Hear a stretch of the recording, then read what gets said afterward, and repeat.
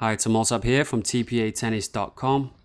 In this video, I'm going to explain how this player and I were able to work together to make such incredible progress to his forehand in such a short space of time. Now, as a coach, it was pretty easy for me to understand what he needed to do to improve his forehand. But I had quite a few challenges because he's having a lot of success with his current forehand, and yeah, he wanted to hit with a little bit more power, but he thought that the way he was approaching the shot technically was the best way for him to play.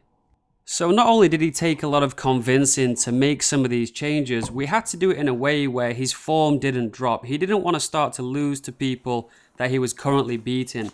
So we had to go gradually, we had to keep it simple.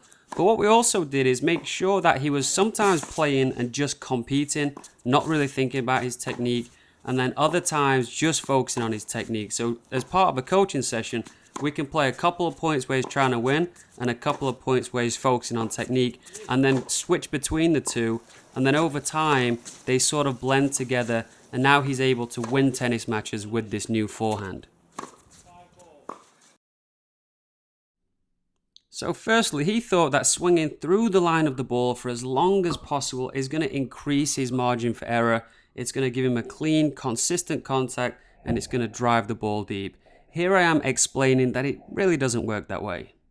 So you only need to worry about this. Now, funnily enough, if I swing at the camera here, if I hit there and then I come over, that's still facing the camera, that's still facing the camera, that's still facing the camera. So this faces the target more than that does. So I think it was important to explain why the linear swing path isn't really helping him with the consistency, but we really had to move on to how he could generate more racket speed and more power. Because if the elbow doesn't move and the wrist doesn't move, you don't have anything. You don't have any racket speed. So the elbow's got to bend, and then the wrist has to move like this. Now you can work the racket through quicker. It's like a whip. Like this is moving faster than this.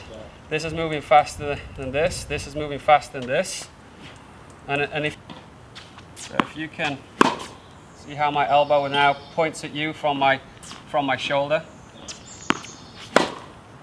And what that does is it just brings the racket through a little bit quicker. So I'm asking him to do something a little bit structured here, to where he holds his finish a little bit, and the shoulder to the elbow, if you were to draw a line down that would point towards me. And what that's going to do is it's going to bring the racket through quicker, earlier, and therefore gives him the opportunity to bring it through a lot faster and to generate that racket speed.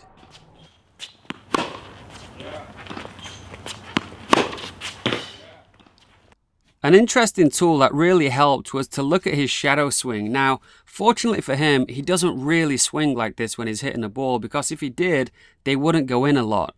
He's making the mistake a lot of people do, which is to think that hitting topspin comes from keeping your strings facing the ground as opposed to just coming up the back with the ball. Because of the way he perceived the shot, I think his regular swing had a little bit of this in it, where he was just swinging from the shoulder and keeping his strings down, and it resembled quite a lot like a table tennis player hitting a forehand.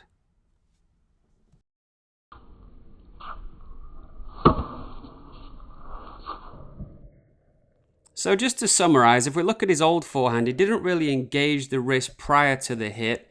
He swung a lot from the shoulder and just pushed his arm and his racket through the ball without really using the different components of his arm. So basically, it was always going to have limited power.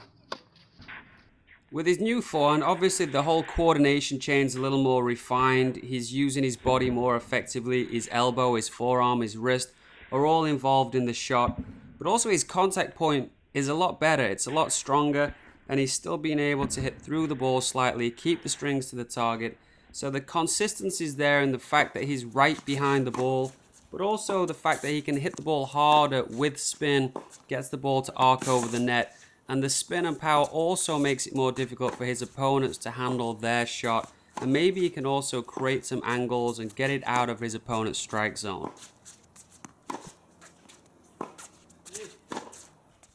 I hope you liked the video and you found it helpful. If you would like me to help you with your forehand, just contact me through tpatennis.com and we could do some video analysis. Thanks a lot.